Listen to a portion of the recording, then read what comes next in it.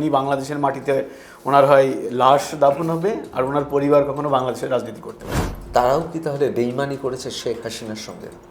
তো আমাদের বাংলাদেশ তো ইসলামিক কান্ট্রি নয়, বাংলাদেশ তো ইসলামিক কান্ট্রি হিসাবে জন্ম নেয়নি। আর বাংলাদেশের সেনাবাহিনীকে আপনি ইসলামীকরণ করে ফেলছেন। তো আপনাকে বলতে আর দ্বিধা কোথায় যে এসবের জন্যই তো আপনি 5 আগস্ট ঘটিয়েছিলেন। প্রাক্তন মুখ্যমন্ত্রী মমতা বন্দ্যোপাধ্যায় তিনি বাংলাদেশে পশ্চিমবাংলার থেকে বেশি পপুলার বা জনপ্রিয় এই সমস্ত জঙ্গিদের কাছে। কোনো মুসলিম ড্রাইভার পেলে আমার খুব আতঙ্ক হতো। আমার কাছে মনে হতো যে আমি সেই বাংলাদেশের কোনো একটা জঙ্গির গাড়িতে চড়ে আছি। তো বাংলাদেশে মোল্লাদের বিরুদ্ধে কথা বলতে পারিনি। বাংলাদেশের সাম্প্রদায়িক শক্তির কাজই হচ্ছে ধর্মকে উস্কে দেওয়া। এই ধর্মীয় সুশ্রী দিয়েই তারা ওখানে টিকে আছে।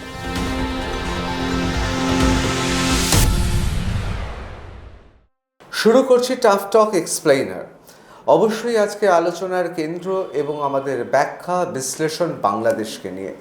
বাংলাদেশ মানে আমাদের সত্যি কখনো কখনো ভাবতে অসুবিধা হয় যে এটা পৃথক দেশ, এক ভাষা, একইভাবে কথা বলি, কিন্তু কোথাও যেন ধর্ম এবং ইতিহাস এবং সাম্প্রতিক কিছু ঘটনায় বাংলাদেশ দূর থেকে বহু দূরে চলে গেছে, এমনটাই অনেক ভারতীয় বাঙালিও আজ বিশ্বাস করতে শুরু করেছেন।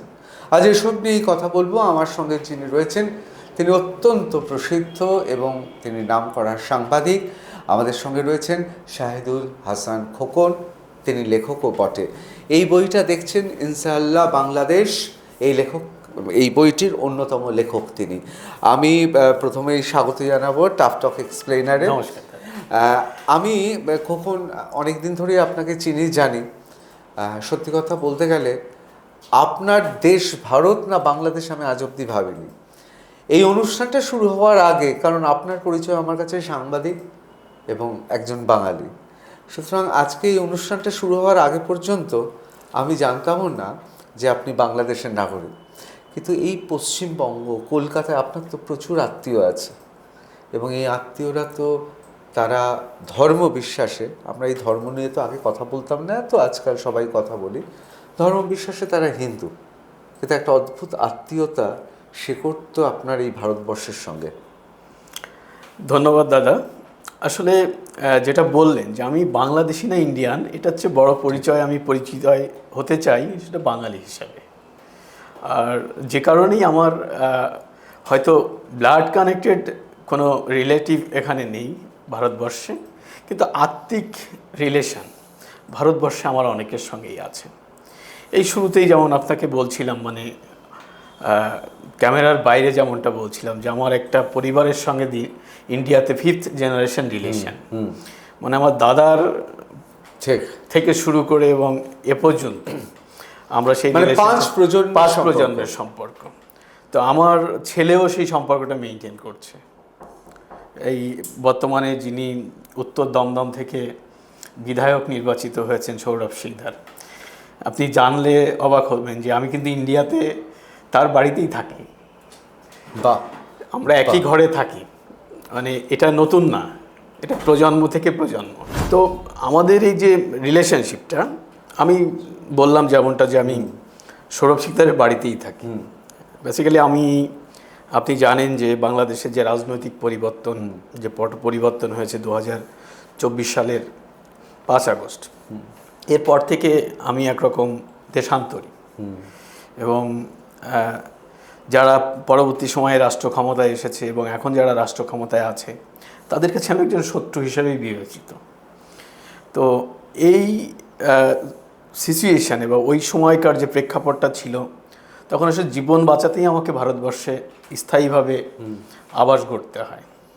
এবং তখন এই যে সম্পর্কের কথা বললেন, আত্মীয়তার কথা বললেন, তখন কিন্তু বুক আঁকলে এই আত্মীয়ই আমাকে ভারতবর্ষে আশ্রয় দিয়েছে। এবং আমার জার্নিটা খুব সহজ ছিল না, বাংলাদেশ থেকে আমাকে এখানে নিয়ে আসা সেটা একটা বড় ধরনের যুদ্ধ ছিল, প্রাণের ঝুঁকি ছিল তো। হ্যাঁ, এবং এই বইটা আপনি পড়বেন যে আমি কিভাবে এলাম বাংলাদেশ থেকে। এটা যে প্রিফেস বইটির, এই প্রিফেসটাতে সেটি আছে। এবং সৌরভ সিকদারই মূলত আমাকে বাংলাদেশ থেকে বের করতে পেরেছিলেন, না হলে হয়তো আমার পক্ষে সম্ভব ছিল না সাধারণ মানুষের মতো ভারতবর্ষে আসার। কারণ আমি দীর্ঘদিন যাবৎ বাংলাদেশের যারা সাম্প্রদায়িক শক্তি, বিশেষ করে মৌলবাদী শক্তি যারা, বলতে এখন আর দ্বিধা নেই যে ইসলামী মৌলবাদী যারা, তাদের বিরুদ্ধে আমার একটা সংগ্রাম ছিল এবং দীর্ঘদিন এই সংগ্রামের সঙ্গে ছিলাম। সেই স্টুডেন্ট লাইফ থেকে তাদের বিরুদ্ধে আমার একটা কর্মকাণ্ড ছিল। এবং যারা সর্বশেষ, আমরা আসলে ক্ষমতায় দেখেছি ইউনূসকে। ইউনূস আসলে ক্ষমতায় ছিল না বাংলাদেশে, ছিল জামাতে ইসলাম, ঠিক, যারা বাংলাদেশের মুক্তিযুদ্ধ চায়নি এবং যারা উগ্রবাদী সাম্প্রদায়িক শক্তি এবং ইসলামের নাম করে যারা, বা ইসলামের নামে যারা বাংলাদেশটাকে দখল করে নিয়েছিল। এবং সেই শক্তির বিরুদ্ধে কিন্তু আমি দীর্ঘদিন যুদ্ধ করেছি। এবং স্বাভাবিক, যেটা শুরুতে আপনি বললেন যে মানে আপনার প্রাণনাশের ঝুঁকি তো ছিল একদম, মানে আমার উপরে বাংলাদেশে যখন সরাসরি হামলা করতে পারিনি, কারণ হয়তো দেখা গেছে যে রাতে ওরা এসছে, আমি বিকেলে বেরিয়ে গেছি। বাংলাদেশ থেকে বেরোতে আমার এই 5 আগস্ট থেকে যতদিন আমি বাংলাদেশে ছিলাম, প্রতিটা রাত আমার নির্ঘুম কেটেছে দাদা। এবং প্রতিটা মুহূর্ত মনে হয়েছে যে এই মনে হয় যে আমার উপরে হামলা হচ্ছে বা আমাকে ওরা পেয়ে যাবে। পালিয়ে বেরিয়েছি এবং প্রতিদিনই কোনো না কোনো দুর্ঘটনার খবর তো পেয়েছি। কারো মারা যাওয়ার সংবাদ, কাউকে পুড়িয়ে মারার খবর, কাউকে গুলি করে মারার খবর, এটা তো প্রতিদিন নিত্যনৈমিত্তিক ছিল ইউনূসের আমলে। তো সেই পরিস্থিতি থেকে আসলে ভারতবর্ষে এসে যে প্রশ্নটি আপনি করলেন যে এই আত্মীয়দের কাছে, মানে আপনাদের কাছেই তো আমার ঠাঁই হয়েছে এবং আমি প্রায় 2 বছর এখানে আছি। এবং এই যে আপনাদের যে ভালোবাসা, শুধু ওই পরিবার, মানে শিকদার পরিবার এখানে তা নয়, আমার কাছে মনে হয় যে পুরো বাংলা, ভারতবর্ষে পশ্চিমবাংলায় থেকে আপনার কখনো এই কয়েক মাসের মধ্যে, মানে বছর তো হয়ে গেল, আপনার কখনো মনে হয় যে পশ্চিমবাংলার বাঙালি, আমি আরও পরিষ্কারভাবে বলছি, হিন্দু বাঙালি বাংলাদেশ বিদ্বেষী? আমার কাছে মনে হয় না হিন্দু বাঙালিরা বাংলাদেশ বিদ্বেষী। বাংলাদেশের একটা মানে গ্রুপের বিদ্বেষী তাদের, যারা উগ্রবাদী শক্তি, মৌলবাদী শক্তি। আমাদের তো কেউ কখনো প্রশ্ন করে না তুমি মুসলিম না তুমি হিন্দু। আমি তো পশ্চিমবঙ্গে এই প্রশ্নের সম্মুখীন কখনো হইনি, কেউ আমাকে কখনোই প্রশ্ন করেনি, কারণ আমার মধ্যে তো সেই সাম্প্রদায়িক চিন্তা চেতনা বা চলন বলনে, আচার আচরণে কেউ পাবে না যে আমি হিন্দু না মুসলিম। যেমন আপনি প্রশ্ন করলেন যে এই শোয়ের আগে আপনি জানতেন না যে ইন্ডিয়ান না বাংলাদেশ। না, আমি আপনাকে আরো পরিষ্কার বলে বলি, আপনাকে আমি খোকন নামেই চিনি, তো আমি কখনো চিন্তাও করিনি আপনি মুসলিম না হিন্দু, এটাও চিন্তা করিনি। আমার কাছে আপনার পরিচয় সর্বোপরি, আপনি ঠিকই বলেছেন, বাঙালি এবং সাংবাদিক এবং লেখক, তথ্যনিষ্ঠ কথা বলেন। আমি খুব দ্রুত কয়েকটা প্রশ্ন করব এবং সেই প্রশ্নটা আমি এই কারণে করব, এটা আমাদের পশ্চিমবাংলার সাধারণ মানুষের প্রশ্ন। ইউনূস যখন ক্ষমতায় ছিলেন, ডক্টর ইউনূস যখন ক্ষমতায় ছিলেন, একটা অনির্বাচিত সরকারের পেছন থেকে জামাতে এবং অবশ্যই কট্টর মৌলবাদীরা চালাচ্ছিলেন এবং তারাই মোটামুটি চেষ্টা করছিলেন সব কিছু নিয়ে নিতে। এখন সেই জায়গায় বিএনপি এসেছে। কোথাও কি অবস্থা, বাংলাদেশের সার্বিক অবস্থা আগের থেকে তুলনায় কি একটু ভালো হয়েছে? আমার কাছে সেটা মনে হয় না। আমার কাছে মনে হয় যে ইউনূস সরকারের ধারাবাহিক সরকারই তারেক রহমানের সরকার। যেমন দেখেন, রিসেন্টলি রাজনৈতিক মতবিরোধের কারণে ছাত্রলীগের কয়েকজন নেতাকে, আওয়ামী লীগের, তাদেরকে মেরে নদীতে ভাসিয়ে দেওয়া হয়েছে, তোরাগ নদীতে। তো প্রতিদিনই এরকম হত্যাকাণ্ড একের পর এক ঘটছে। আর যদি আমাকে একটু সময় দেন দাদা, তো আমি ইউনূসকে বলতে চাই যে দেখুন, 5 আগস্ট বাংলাদেশের বাঙালিদের সঙ্গে, পুরো বাংলাদেশিদের আমি বলবো না, বাংলাদেশের বাঙালিদের সঙ্গে একটা প্রতারণা করা হয়েছে। এবং সেই প্রতারণার বড় অংশটি ছিল ধর্মকে সামনে এনে, ইসলামকে সামনে এনে। দেখুন, আমি যখন 5 আগস্টে শেখ হাসিনা বাংলাদেশ ছাড়ার খবরটি পেলাম, তখন আমি উদ্বিগ্নিত, স্বাভাবিকভাবেই হয়ে যাওয়া স্বাভাবিক। তো আমি যখন আমার বাড়ি থেকে তখন নিরাপদ মনে করছিলাম না, তো আমি একটু সরে যাওয়ার চেষ্টা করছিলাম।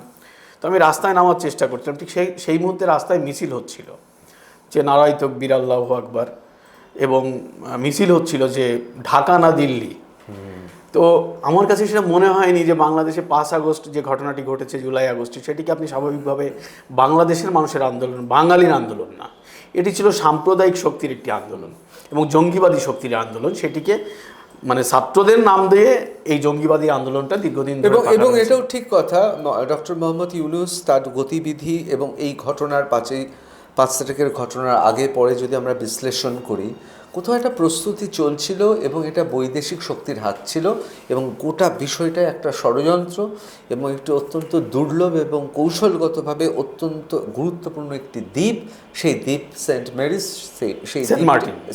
দুঃখিত, সেন্ট মার্টিন, এই দ্বীপটাও খুব গুরুত্বপূর্ণ ভূমিকা। এবং তার সঙ্গে সঙ্গে অনেকে বলছেন, আপনি আরও ভালোভাবে বলতে পারবেন, যে শেখ হাসিনা যেহেতু মার্কিন যুক্তরাষ্ট্রের কাছে মাথা নত করেননি এবং তার খেসারত তাকে দিতে হয়েছে। একদমই তাই। এটি তো মানে পরবর্তী সময়ে প্রমাণিত হয়েছে। ধরুন এখন এই রিসেন্টলি শেখ হাসিনা বলেছেন যে উনি ডিসেম্বরে বাংলাদেশে ফিরতে চান। তো মার্কিন যুক্তরাষ্ট্রের কর্মকর্তারা তার কাউন্টার করেছেন যে উনি বাংলাদেশের মাটিতে ওনার হয় লাশ দাফন হবে আর ওনার পরিবার কখনো বাংলাদেশের রাজনীতি করতে পারবে না। তাহলে এটা তো স্পষ্ট যে এটি ছিল মানে মার্কিনদের একটা ষড়যন্ত্র। কারণ দীর্ঘদিন ধরে শেখ হাসিনার উপরে তাদের যে প্রভাব সেটা চাপিয়ে দেওয়ার চেষ্টা করা হচ্ছিল। তো শেখ হাসিনা সেটাকে বারবার প্রত্যাখ্যান করায় কিন্তু এই জুলাই আগস্ট ঘটনাটি ঘটিয়েছিল। এবং দেখেন যে ছেলেগুলো মারা গেছে বা যদি মেরে ফেলা হচ্ছে, প্রত্যেকটা ছেলেকে স্নাইপার রাইফেল দিয়ে মারা হচ্ছে, যেটা বাংলাদেশের কোনো আইন শৃঙ্খলা রক্ষাকারী বাহিনীর কাছে নেই। তাহলে এই রাইফেলটা কোথা থেকে এলো?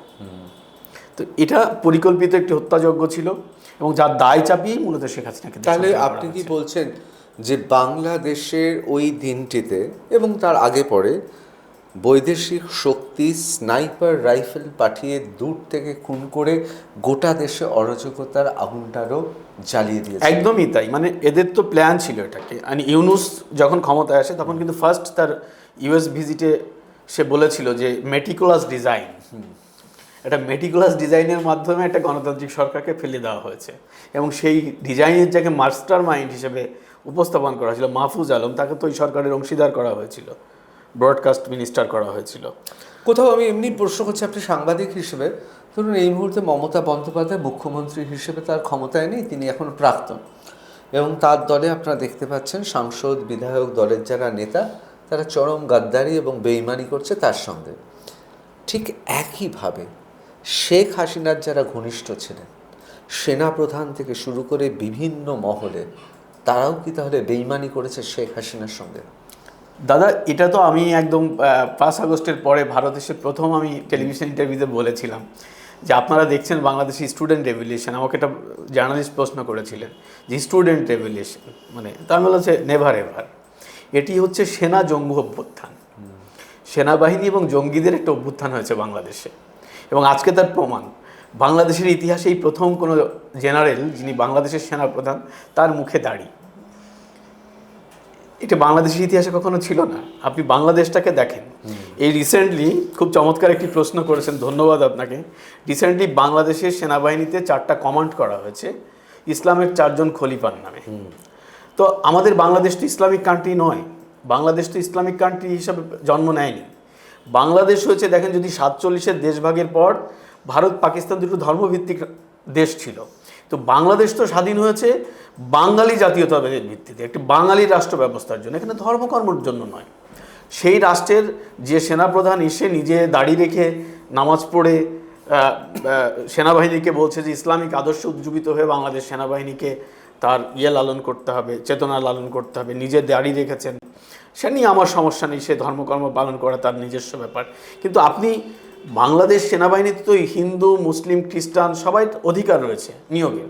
সেখানে আপনি যদি বলে করেন যে এটা ওমর বা এটা উসমান, এটা অমুক হাদি, তাদের নামে যদি আপনি একটা করেন, কি বলে এটাকে, ডিপার্টমেন্ট করেন বা একটা সেক্টর করেন, তো সেটি তো ইসলামীকরণ হয়ে গেল। তো আপনি দেশের সেনাবাহিনীকে একটা মানে কি বলে যে সেকুলার বাংলাদেশের সেনাবাহিনীকে আপনি ইসলামীকরণ করে ফেলছেন। তো আপনাকে বলতে আর দ্বিধা কোথায় যে এইসবের জন্যই তো আপনি 5 আগস্ট ঘটিয়েছিলেন। রাস্তায় আওয়ামী লীগ ক্ষমতায়, পুলিশ তাদের, মিলিটারি তাদের, সব তাদের, কিন্তু রাস্তায় কেউ কাজ করলো না, অকেজো হয়ে গেল। এটা পরিকল্পিতভাবে দাদা। এটা আমি আবারও আপনাকে রিপিট করছি যে বাংলাদেশে জুলাই আগস্টে যা হয়েছে 2024-এ, এটা সামরিক জঙ্গি অভ্যুত্থান। এবার আমি একটু অন্য প্রশ্ন করছি। আমি একটা সম্পূর্ণ অনুষ্ঠান করব ইনশাআল্লাহ বাংলাদেশ, এই বইটি আজকে আমি এই বইটি পাবো মানে পেয়ে গেছি নাকি জানি না, কিন্তু পেয়ে গেছেন, পাবো। এটা আপনার জন্য এই বইটি পড়ে আমি আগামী সপ্তাহে আবার লেখকের সঙ্গে বসবো, কিন্তু আজকে খুব গুরুত্বপূর্ণ 2-3টে প্রশ্ন আমি জিজ্ঞেস করবো, যেটা পশ্চিমবাংলার ক্ষেত্রেও গুরুত্ব। আপনি জানেন কিছুদিন আগে মুখ্যমন্ত্রী, মানে প্রাক্তন মুখ্যমন্ত্রী মমতা বন্দ্যোপাধ্যায় মুখ্যমন্ত্রিত্ব হারিয়ে পুরো রাজ্যে হেরে গিয়ে তিনি আমাদের এখানে একটি বলা যেতে পারে তার প্রথম অনুষ্ঠান, সেই অনুষ্ঠানে তিনি বলেন স্বরাষ্ট্রমন্ত্রীর একটি ফোন তার কাছে আসে, বাংলাদেশে একজনকে খুন করে খুনিরা ভারতবর্ষের ভূখণ্ডে ঢুকে পড়ে, এবং সেখানে তিনি যে কথাটা বলেন তাই নিয়ে প্রবল উত্তেজনা হয় বাংলাদেশে। এবং অনেকবারই আমরা বিভিন্নভাবে শুনেছি যে তিনি তো বলেছেন যে 1 সেকেন্ড লাগবে মানে একটা সম্প্রদায় তারা না থাকলে শেষ করে দিতে। তা যাই হোক, তারা নেই, কিন্তু আমরা তো এখনও বেঁচে পড়তে আছি, সুতরাং আমি এতে যাচ্ছি না। কিন্তু কোথাও কি মনে হয় পশ্চিম বাংলার প্রাক্তন মুখ্যমন্ত্রী মমতা বন্দ্যোপাধ্যায় তিনি বাংলাদেশে পশ্চিম বাংলার থেকে বেশি পপুলার বা জনপ্রিয় এই সমস্ত জঙ্গিদের কাছে? একদমই অবভিয়াসলি। আমি তো বলেছি যে দেখুন, এই ইলেকশনটাকে, আমি রাজনীতি করি না ভারতবর্ষে, আমি আমি দুঃখ প্রকাশ করছি যদি কেউ কষ্ট পেয়ে থাকেন আমার কথায় আপনার দর্শকদের কাছে, যে আমি বলেছিলাম যে যদি এই ইলেকশনের আগে অনেকের সঙ্গে আমার কথা হয়েছে, আমি রাজনৈতিক বক্তৃতা দিইনি, কিন্তু একটা জিনিস বারবার বলেছি যে আমাকে অনেকে বলেছে কি হবে এবার ইলেকশন, আমি একটা জিনিসই বলেছি, দুটো জিনিস হবে, হয় এটা পশ্চিম বাংলাদেশ হয়ে যাবে অথবা এটা ভারতবর্ষ হবে, স্বাধীন ভারতবর্ষের অঙ্গরাজ্য মানে রাজ্য হবে। তো আমি কেন বলেছি, কারণ দেখুন 5 আগস্ট জুলাই আগস্টে যখন বাংলাদেশে সন্ত্রাস চলছিল তখন মমতা বন্দ্যোপাধ্যায় বলেছিলেন যে বর্ডার খোলা থাকবে আন্দোলনকারীদের জন্য। তার মানে শেখ হাসিনাকে না হটাতে পারলে সে বর্ডার খুলে দিত জঙ্গিদের। আমার কাছে তাই মনে হয়। তৃণমূলে আমার অনেক বন্ধু বান্ধব আছে, অনেকেই তৃণমূল কংগ্রেস করেন, কিন্তু ভারতবর্ষের জন্য আসলে সত্যিকার অর্থে মমতা বন্দ্যোপাধ্যায় খুব রিস্কের জায়গায় নিয়ে গেছিল পশ্চিমবঙ্গকে। এটা আমার অবজারভেশন। দেখুন, আমি বহুভাবে, আমি উবারে চড়লে বা র্যাপিডোতে চড়লে আমি নিজের নামটা বলতাম না। কেন বলতাম না? কারণ কোনো মুসলিম ড্রাইভার পেলে আমার খুব আতঙ্ক হতো, আমার কাছে মনে হতো যে আমি সেই বাংলাদেশের কোনো একটা জঙ্গির গাড়িতে চড়ে আছি। ইভেন আমি এখনও বলি না, কেননা দেখুন পশ্চিমবঙ্গের মুসলিমরা কতটা সাম্প্রদায়িক হয়ে উঠেছিল এটা বলার, আর আজকে হয়তো এই সরকার পরিবর্তন না হলে এই কথা বলতে পারতাম না আপনার এই কলকাতায় বসে অন্তত। না, আপনি মুক্ত চিন্তায় একটা মুক্ত চিন্তার মানুষকে তো বলতে দিতে হবে। দেখেন তসলিমা নাসরিনকে ওয়েস্ট বেঙ্গলে আসতে দেওয়া হয় না কেন? তসলিমা তো বাংলাদেশের নাগরিক, ওয়েস্ট বেঙ্গলের মুসলমানদের সমস্যা কোথায়? তো মুসলিমদের কাছে তো এই সরকার, পশ্চিমবঙ্গের বিগত সরকার বারবার মাথা নত করে গেছে। কেন? কোন আদর্শের কারণে?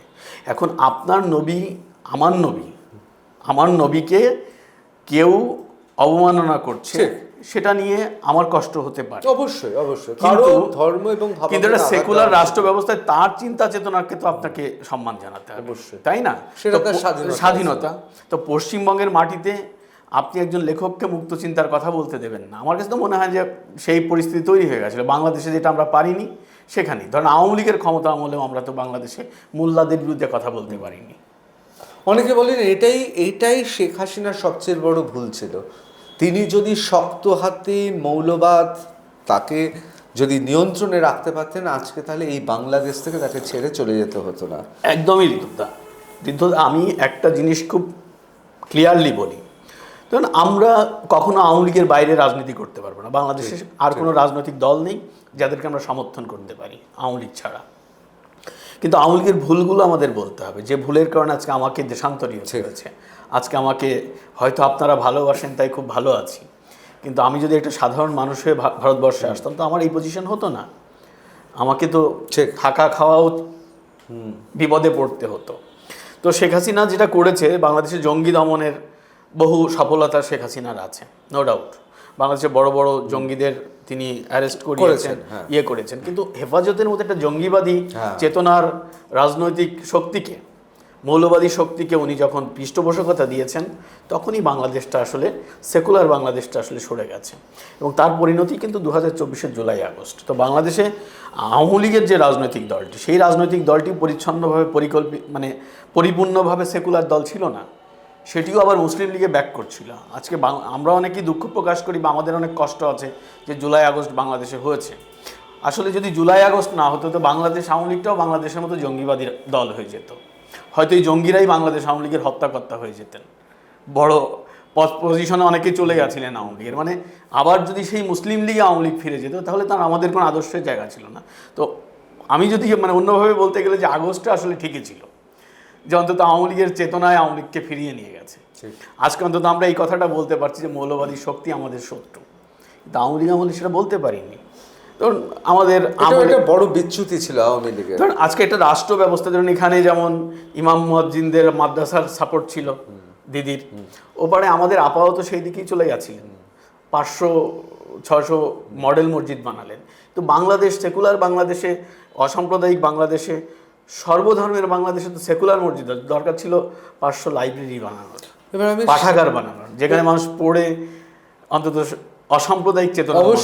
অবশ্যই যেখানে গীতা, বাইবেল, কোরআন, ত্রিপিটকের পাশাপাশি রাখা থাকবে। তো সেই বাংলাদেশ তো উনিও করতে পারেননি। আমি এই পর্বের শেষ প্রশ্ন আপনাকে করব, কোথাও কি আপনার মনে হয় যে বাংলাদেশের সংখ্যালঘু হিন্দুদের ওপর যে অত্যাচার হচ্ছে, পশ্চিম বাংলায় সংখ্যালঘু আমাদের মুসলিম ভাই বোনেদের ওপর একই ধরনের অত্যাচার হচ্ছে? আপনার চোখে কি ধরা পড়ছে? একদমই না। এটা যদি কেউ বলে থাকে তো আমি তার সঙ্গে ডিবেটে বসতে চাই যে পশ্চিমবাংলার মুসলিমদের উপরে মুসলিম হিসেবে ধর্মীয়গতভাবে কারোর উপর যদি নির্যাতন হয়ে থাকে, আমি তার সঙ্গে ডিবেট করতে চাই যদি কেউ প্রমাণ নিয়ে আসতে পারে। এবং আমি ভারতবর্ষে থাকবো না, আপনাকে চ্যালেঞ্জ করে দিলাম। অবশ্যই। এবং কোথাও কোথাও আপনি জানেন যে বিভিন্ন কারণে, ধরুন শওকত মোল্লা বা জাহাঙ্গীর, এগুলো তো রাজনৈতিক। দেখুন আরো অনেক হিন্দু আছে, কিন্তু এরকম চোর ছাচর এরকম তো আরো অনেকেই আছে।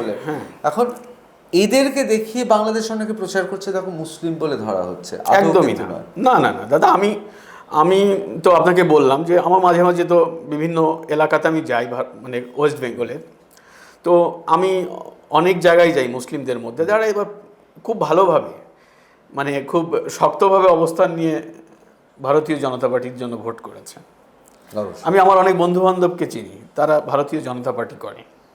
তো আজকে দেখেন সরকারে আসার পরে আমার তো যে খুব শ্রমিক ভট্টাচার্যের একটা চমৎকার বক্তব্য সকালে দেখছিলাম যে কি বলে যে মেটাল ডিটেক্টর আছে, ডিম ডিটেক্টর এগ ডিটেক্টর তো নেই।